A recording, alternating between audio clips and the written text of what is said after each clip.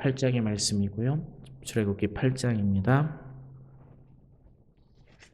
25절부터 28절까지 봉독하여 올려드리겠습니다. 25절부터 28절까지입니다. 바로가 모세와 아론을 불러 이르되 너희는 가서 이 땅에서 너희 하나님께 제사를 드리라. 모세가 이르되 그리함은 부당하나이다. 우리가 우리 하나님 여호와께서 제사를 드리는 것은 애굽 사람이 싫어하는 바인즉 우리가 만일 애굽 사람의 목전에서 제사를 드리면 그들이 그것을 미워하여 우리를 돌로 치지 아니하리이까. 우리가 사흘길쯤 광야로 들어가서 우리 하나님 여호와께서 제사를 드리되 우리에게 명령하시는 대로 하려 하나이다. 바로가 이르되 내가 너희를 보내리니 너희의 하나님 여호와께서 광야에서 제사를 드릴 것이나 너무 멀리 가지는 말라. 그런즉 너희는 나를 위하여 간구하라. 아멘. 오늘 출애굽기 8장 말씀은 이제 재앙입니다. 어저께 7장 피의 재앙을 시작으로 해서 오늘 두 번째, 세 번째, 네 번째 재앙이 8장에 이렇게 잘 기록되어져 있습니다. 오늘 8장을 1절부터 조금씩 보면서 오늘 8장에 은혜 받는 하루가 되기를 축복합니다. 1절입니다. 여호와께서 모세에게 이르시되 너희는 바로에게 가서 그에게 이르기를 여호와의 말씀에 내 백성을 보내라. 그들이 나를 섬길 것이라. 2절입니다. 내가 만일 보내기를 거절하면 내가 개구리로 너희 온 땅을 치리라 라고 하나님께서 이렇게 말씀하십니다. 먼저 모세를 불러서요. 여호와께서 모세에게 말씀하신 건 어떻게 말씀하냐면요. 바로 파라오에게 가서 여호와의 말씀 내 말을 전하는데 내 백성을 보내라. 다시요. 이게 조금 나중에 볼 거하고 연관이 됩니다. 내 백성을 보내라 이렇게 얘기합니다. 그리고 내 백성이 나를 섬길 것이다 이렇게 얘기했는데 만약에 안 보내면 이제 어제 피의 재앙에 이어서 개구리의 재앙이 있을 것이다 이렇게 하나님께서 말씀을 하십니다. 여러분 이렇게 개구리가 지금 우리가 재앙을 볼 때요. 재앙을 볼 때 그냥 인간이 너무 살기 힘들고 이런 재앙이구나 이렇게 생각하는 것도 괜찮고요. 그것도 나쁘지 않습니다. 그런데 조금 표현이 조금 잘못되긴 했습니다. 신들의 전쟁으로 봐야 됩니다. 이 지금 어제 피나 오늘 나오는 개구리나 다 이집트 신들과 관계 있는 겁니다. 어제 나온 7장에 피는요.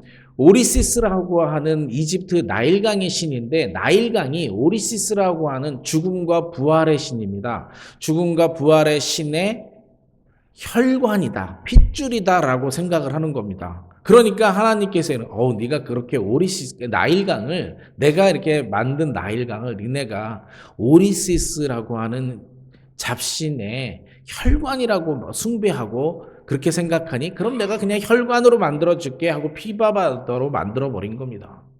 그런 겁니다. 근데 이 이집트 사람들한테 나일강이 얼마나 중요한 거냐면요. 나일강이 비가 오는 우기 때요. 비가 막 오면 상류에서 그 기름진 것들, 풍요로운 것들을 다 쓸어내려서 하루에 와서 범람하는 겁니다. 그래서 삼각주라고 그러죠. 그러니까 쉽게 얘기하면 토양을 뭐라 그럴까요? 영양분이 가득한 토양으로 만들어주는 겁니다. 그래서 나일강이 되게 중요해요. 그런데 나일강이 범람해가지고 물기가 차박차박 차면요. 개구리가 조금씩 올라오기 시작하는 겁니다. 그럼 이 개구리가 이 사람들은 이렇게 생각하는 거야. 나일강이 범람이고 앞으로 농사가 잘 되겠구나. 올해 농사는 성공이다. 거기에서 판단되는 거니까요. 그럼 잘 먹고 잘 살겠다. 이제 그 다음에 오는 것들이 개구리가 올라오는 거 보니까 이건 우리한테 자식을 풍성하게 해줄 거다. 먹을 것과 자식이 풍성하게 하다 해서 개구리는요. 헷켈이라 그래가지고요. 헷켓이라고 해가지고 개구리의 머리상을 해서 출산의 여신으로 여기는 겁니다. 그러니까 너희들이 출산의 여신으로 여기는 그 개구리로 온 사방을 덮칠 거야 이렇게 얘기하는 겁니다. 성경에 보면 재밌습니다. 3절과 4절에 보면 재밌는 게 개구리가 나일강에서 무수히 생기고 올라와 내 궁과 내 침시가 내 침상과 내 위에 내 신하의 집과 내 백성과 내 화덕과 내 떡 반죽 그릇에 들어갈 것이며 개구리가 너와 내 백성의 모든 신하에게 기어오리라 하셨다 하라. 예, 하나님께서 이렇게 하라 그러는데 실제로 이렇게 됩니다. 여러분 한번 생각을 해보세요. 개구리가 내 밥상에 올라와 있어. 그러니까 자려고 하는데 침대에 개구리가 들어와서 이불에 함께 누워 있어. 그 다음에 발 뛸라 그러는데 개구리가 밟혀요. 못 살지 않겠어요? 이거 상상만 해도 이상하지 않습니까? 잘 생각해 보세요. 어제까지 개구리 상에다 대고 내가 출산을 하게 해달라고 빌고 출산의 여왕으로 헤켓이라 그래가지고 숭배하던 개구리가 오늘 나를 못 살게 굴어요. 자, 이게 하나님께서 주시고 싶은 메시지, 작은 메시지 중에 하나예요. 그래? 너희가 그렇게 출산의 여왕이라고 섬기고 있는 그 개구리가 어떤 존재인지 한번 맛 좀 봐라 이겁니다. 그리고 니네가 그렇게 섬기는 그 신의 실상을 보여주고 있는 겁니다. 네. 그런데 이 재앙에 이집트 술사들이요, 요술사들이 대항하는 게 재밌습니다. 7절입니다. 7절. 이렇게 개구리가 만연했어요. 요술사들도 자기 요술대로 그와 같이 행하여 개구리가 애굽 땅에 올라오게 하였더라. 표현이 어떨지 모르겠지만 제가요 성경 읽다가 이 대목에서 빵 터졌습니다. 아니 잘 보세요. 신들의 전쟁이야. 하나님의 사람 모세가 와서 애굽 사람을 괴롭히고 있어요. 애굽 사람 입장에서 보면. 그러면 애굽 사람 요술사 입장에선 개구리가 많이 생기면 어떻게 해야 돼요? 이게 전쟁이라면 개구리를 없애야 돼요. 근데 자기들도 개구리를 만들고 있어. 웃기지 않아요? 우리 편 같아. 엑스맨, 그죠? 간첩이야. 이집트 사람이요. 그런데 이 웃긴 게 어저께 7장에도 나타납니다. 어제 7장에도요. 7장 22절 안 찾아도 됩니다. 7장 22절에 보면 피의 재앙, 나일강을 피로 만들었더니 그 애굽의 요술사들이 어떻게 하냐면 7장 22절 애굽 요술사도 자기들의 요술로 그와 같이 행하더라. 피 때문에 죽겠어요. 지금 강이 핏물이 됐어. 강이 핏물이 되면 잘 보세요. 강에 있는 생물 다 죽어요. 걔네들이 넘쳐 흘러버리면 농작물이 다 죽어요. 먹을 물이 없어가지고 사람이 죽어가기 시작해서 다른 우물들을 파기 시작했는데 다른 물들을 자기들도 물을 피로 만들어버려요. 그러면 이거는 애굽 사람을 위한 게 아니라 하나님을 위한 거죠. 웃기는 일이 벌어집니다. 이렇게 일어나는 일들이 일어납니다. 그 다음에요. 8절입니다. 바로가 모세와 아론을 불러 이르되 바로가 못 살겠어요. 여호와께 구하여 나와 내 백성에서 개구리를 떠나게 하라. 내가 이 백성을 보내리니 그들이 여호와께 제사 드릴 것이다. 이제 말이 변했어요. 바로는요. 내가 보낼게 그랬는데 하나님께서는 그들이 나를 섬길 것이다 라고 그러는데 바로는 내가 보낼 것이고 그들이 하나님 여호와께 제사 드릴 것이다 그래서 섬기다가 제사 드리라. 뭐 변할 똑같을 수도 있고요. 말은 변했습니다. 이렇게 변합니다. 9절부터요. 모세가 바로에게 이르되 내가 왕과 신하와 왕의 백성들을 위하여 이 개구리를 왕과 왕궁에서 끊어 나일강에만 있도록 언제 강구하는 것이 좋을지 내게 분부하소서. 이제 바로가 진 것 같습니다. 그런데 그렇게 해서 10절, 11절, 12절, 13절 모두 넘어가고 그러면요. 바로가 졌다고 얘기해요. 그래 이제 가서 너 제사 드려라 그랬어요. 그래서 모세가 하나님께 간구하고 개구리가 물러갑니다.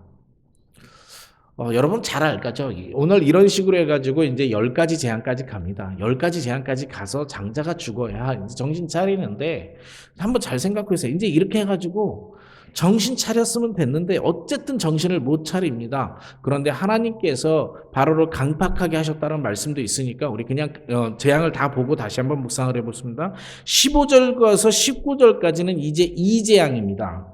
이 재앙인데 이 재앙은 어떻게 하냐면 모세가요, 흙을 짚어서 뿌립니다. 흙을 짚어서 뿌리면 이 흙이 날리면서 이로 변하는 겁니다. 그런데 흙이라고 하는 표현은 이 애굽 사람들은 게브라고 하는 신을 있습니다. 땅의 신입니다. 게브. 그러니까 땅의 신을 섬기고 있었는데 니네 땅의 신을 섬겼니? 땅의 실체를 바라하고 이걸 다 땅의 먼지와 같은 흙먼지들을 전부 일을 만들어 놓으면 또 못 살겠죠. 사람들이 또 못 살겠으니까 그럽니다. 못 살겠어서 사람들이 다시 다 하는데 이번에 재밌는 게 있습니다. 이집트의 요술사들이 이걸 못 따라합니다. 그러니까 피르도 따라했고 그 다음에 개구리도 따라했는데 이 세 번째 재앙, 이 재앙은 못 따라하는 거예요. 그래서 19절입니다. 요술사들이 뭐라고 표현하냐면 요술사가 바로에게 말하되 이는 하나님의 권능이십니다. 자, 하나님의 권능이시다 하였으나 바로의 마음이 완악하게 되어 그들의 말을 듣지 아니하니 여호와의 말씀과 같더라. 아니 이제 자기 편들도 이는 하나님의 권능입니다 라는데 바로는 아직까지 듣지 않습니다. 그리고 파리재앙으로 넘어갑니다. 파리재앙은요 공기예요. 모세와 아론이 손을 들으니까 공기에다 대고 지팡이를 들고 소리칩니다. 그러니까 공기 중에 있던 공기들이 파리로 변해버립니다. 세상이 다 온통 파리로 됐어요. 어떻게 살겠어요? 이건 못 살아 이것도요. 세상이 온통 다 파리예요. 그런데 파리도 애굽의 신 중에 케리프라고 하는 신이 있습니다. 이 케리프라고 하는 신이 공기의 신이지만 이분들 케리프도 창조의 신이다 이런 이야기도 있습니다.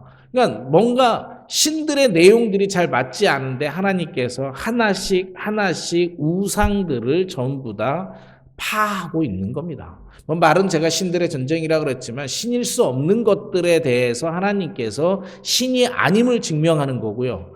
10가지. 왜 이렇게 다 파리재앙까지 10가지를 다 해가면서까지 하나님은 무엇을 말씀하고 싶은지 이따 보겠습니다. 20절입니다. 여호와께서 모세에게 이르시되 아침에 일찍이 일어나 바로 앞에 서라. 그가 물 위에 있는 곳으로 나오리니 그에게 이르기를 여호와께서 이와 같이 말씀하시기를 내 백성을 보내라. 그리하면 그들이 나를 섬길 것이다. 다시요. 하나님은 내 백성을 보내라. 그리하면 그들이 나를 섬길 것이다. 이렇게 얘기합니다. 그런데요. 이렇게 파리재앙까지 하니까 바로가 이렇게 얘기합니다. 24절입니다. 여호와께서 그와 같이 하시니 무수한 파리가 바로의 궁과 그의 신하의 집과 애굽 온 땅에 이르니 파리로 말미암아 그 땅이 황폐하더라. 못 살겠는 거요. 25절 바로가 모세와 아론을 불러내되 너희는 가서 이 땅에서 너희 하나님께 제사 드려라. 바로가요 한 발 물러섰어요. 제사는 드리는데 이 땅에서 드려라. 그랬더니 모세가 이렇게 얘기합니다. 모세가 이르되 그리함은 부당하나이다. 우리가 우리 하나님 여호와께서 제사를 드리는 것은 애굽 사람이 싫어하는 바인즉 우리가 만일 애굽 사람의 목전에서 제사를 드리면 그들이 그것을 미워하여 우리를 돌로 치지 아니하리이까. 이렇게 얘기합니다. 그러면서 뭐라고 표현하냐면 27절인데 좀만 중요합니다. 우리가 사흘길쯤 광야로 들어가서 우리 하나님 여호와께서 제사를 드리되 우리에게 명령하신 대로 하려 하나이다 이랬습니다. 그랬더니 바로가 뭐라 그러냐면 바로가 이르되 내가 너희를 보내리니 너희가 너희의 하나님 여호와께 광야에서 제사를 드릴 것이나 너무 멀리 가지는 말라. 그런즉 너희는 나를 위하여 간구하라. 이렇게 얘기합니다. 자, 이 대화 내용을 한번 잘 볼게요. 하나님께서는 모세에게 명령한 건 이스라엘 백성을 이집트로부터 꺼내와라, 구해줘라, 출애굽하라. 그들이 나를 섬길 것이다 이랬어요. 바로는 뭐라 그러냐면 바로는 가라. 아니 웬만하면 이 땅에서 예배 드리지, 제사 드리지 이렇게 얘기한 거예요. 그래서 안 된다 그랬더니 가라. 근데 멀리 가지 말고 광야 가서 제사 지내라. 멀리 가지 마라. 이렇게 얘기합니다. 모세는 뭐라고 표현하냐면 우리가 사흘길쯤 들어가서 우리 하나님 여호와께 제사를 드리되 우리에게 명령하는 대로 하려니와. 잘 모세가요 말을 바꿉니다. 뭐라고 하냐면 출애굽이 얘기한 게 아니라 그냥 광야 사흘길 가서 제사 드릴 거야 이렇게 얘기합니다. 그러면 바로가 생각하기에 제사 드리는 게 목적이야? 그러니까 멀리 가지 마 이렇게 얘기하는 겁니다. 자, 모세가 말을 잘할까요 못할까요? 어저께 윤 목사님께서 모세가 말은 잘해요 이렇게 했는데 모세 말 잘하는 사람입니다. 말 잘했어요. 왜 말을 잘한 거냐면서 나쁜 거냐면 잘 보세요. 하나님이 말한 메시지를 그대로 전달하면 자기가 목숨을 죽을 수도 있고요. 그러니까 돌려 얘기하는 거예요. 사흘 길 나가겠다. 그 대신에 나가가지고 뒤에 함정이 있습니다. 우리 하나님이 명령하는 대로 하겠다. 그럼 하나님이 가라 그러면 이제 안 돌아가고 가겠다는 얘기입니다. 그러니까 말을 완곡히 돌려서 잘했어요. 다만 이거는 하나님의 메시지를 잘못 전달한 거죠. 그러니까 바로는 그 메시지를 듣고 착각해서 이렇게 생각하는 거예요. 그래 제사가 목적이야? 그러면 멀리 가지 말고 가까운 데 갔다가 돌아와 이렇게 표현되는 겁니다. 그러니까 하나님의 메시지가 정확하게 전달되지 않습니다. 모세가요. 말을 잘한 걸 누가 얘기하냐면 스테판이 얘기합니다. 스테판이 순교하기 전에 이스라엘의 역사를 쫙 훑습니다. 그 중에 모세를 뭐라고 표현하냐면 사도행전 7장 22절에 이렇게 써 있습니다. 사도행전 7장 22절 모세가 애굽 사람의 모든 지혜를 배워 그의 말과 하는 일이 능하더라. 모세는요. 그의 애굽 사람으로부터 왕자로서 40년간 교육을 받았습니다. 말과 행하는 일이 능하다고 이스라엘 민족은 평가합니다. 말과 행동에 능한 사람입니다. 잠시만요. 제가 좀 이따가 모세를 이렇게 이야기한 이야기들을 할게요. 오늘 다시 한번 묵상을 해볼게요. 재앙이에요. 하나님이 오늘은 두 번째, 세 번째, 네 번째 재앙을 보지만 오늘 우리가 묵상하고 싶은 것은 오늘을 통해서 묵상하고 싶은 건 이겁니다. 하나님은 왜 굳이 10가지 재앙이나 다 하나? 자, 하나님은 능력이 계십니다. 하나님께서 바로를 강팍하게 하셨어요. 그러니까 바로가 10개나 하도록 재앙이 있는 겁니다. 만약에 하나님께서 바로의 마음을 바로 돌려주셨으면 10가지 재앙이 없을 수도 있어요. 이 10가지 재앙을 왜 이렇게도록 하나님은 이렇게까지 하시나 했는데 제가 이 말씀을 묵상하다 깨달았어요. 하나님은 이 10가지 재앙을 그 당시 사람이 아닌 지금의 나, 2000년이, 3000년이 지난 지금의 나에게 주는 메시지가 있어서 그런 겁니다.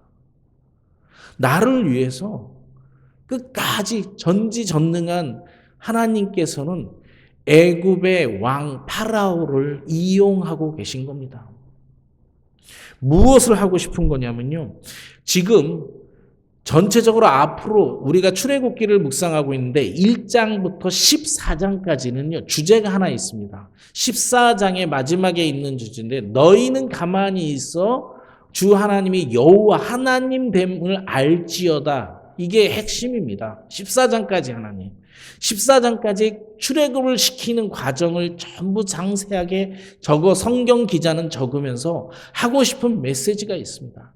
전능하신 하나님께서 이스라엘 민족을 출애굽시키는데 이것은 전적인 하나님의 은혜다라는 걸 말하고 싶은 겁니다. 하나님의 권능에 의한 것이다. 이집트 요술사들에 의해서 언급되어지고 고백되어지는 이것은 하나님의 권능이다. 이게 주제입니다. 하나님의 권능. 하나님은 이스라엘 백성을 지금 광야가 됐든 가나안 땅이 됐든 꺼내서 출애굽시켜서 구원의 길로 이르려고 하는 겁니다. 이 구원의 길에는요. 자 보세요. 아무리 이집트 왕과 파라오, 당시 가장 권력이 센 파라오입니다. 파라오도 아무것도 할 수 없다. 그들이 숭배하는 신들이 아무것도 할 수 없다라는 메시지입니다. 전적으로 하나님께 달려있다는 얘기입니다. 근데 모세 이야기를 한 이유는 뭐냐고요? 모세가 말을 왜곡시키긴 했어요. 하나님의 뜻을 다이렉트로 전하지 않았어요. 다이렉트로 전하지 않았음에도 불구하고 하나님은 하나님의 원하는 뜻대로 이룰 수 있다라고 하는 것을 표현하고 계신 겁니다. 또 하나 표현하고 있는 게 있어요. 정말 이스라엘 백성을 가나안 땅으로 옮기는 것은 하나님의 구원의 뜻입니다. 그분이 이스라엘 백성을 구원하고자 하는 하나님의 뜻이에요. 그 일은 어떠한 일도 방해받을 수 없이 이루어진다라고 하나님의 권능에 의해서 이루어진다라는 겁니다.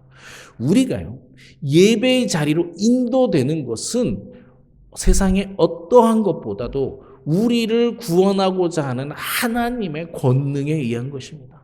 여러분 오늘 이 자리에 나와 계십니까? 어쩌면 우리 모두는 하나님께서 강권적으로 그분의 뜻에 의해서 이 자리에 옮겨진 사람들일 수도 있어요. 목적이 뭐냐고요? 하나님을 섬기기 위한 것입니다. 하나님을 섬기기 위해서. 그 표현이 제사 드리는 표현도 쓸 수도 있지만 하나님께서는 내 백성이 나를 섬기리라고 얘기합니다. 그것을 다 세상 사람들은 제사 드린다고 표현하는 것이고요. 예, 오늘의 말씀을 마무리하겠습니다. 지난주와도 같습니다. 지난주, 오늘도 하나님이 하나님 되심을 나타내고 계신 겁니다. 앞으로 출애굽기 14장까지는 사실 모두 다 주제가 여호와 하나님입니다. 지난주에 말씀드린 에흐해, 아쉐르 에흐해라고 하는 히브리어 에흐해, 이응, 히읗, 이응 이것을 모음을 붙여서 여호와라고 부르는 겁니다. 스스로 있는 자. 스스로 있는 자의 의미는 모든 것의 시작이고 모든 것의 권능자이심을 나타내는 거예요. 하나님이 하나님 되심을 스스로 나타내는 방법이요. 세상에 어떠한 우상도 소용이 없고 세상에 어떠한 인간의 권력도 그 권능에 접할 수 없으며 세상 인간들의 많은 실수를 할지라도 하나님은 하나님 되심을 나타낼 수 있는 권능자이심을 나타냅니다. 그분이 우리를 예배의 자리로, 그분이 우리를 구원의 자리로 인도하고 계신 겁니다. 이 하나님의 뜻에 감사하는 아침이 되기를 소망합니다. 기도하겠습니다.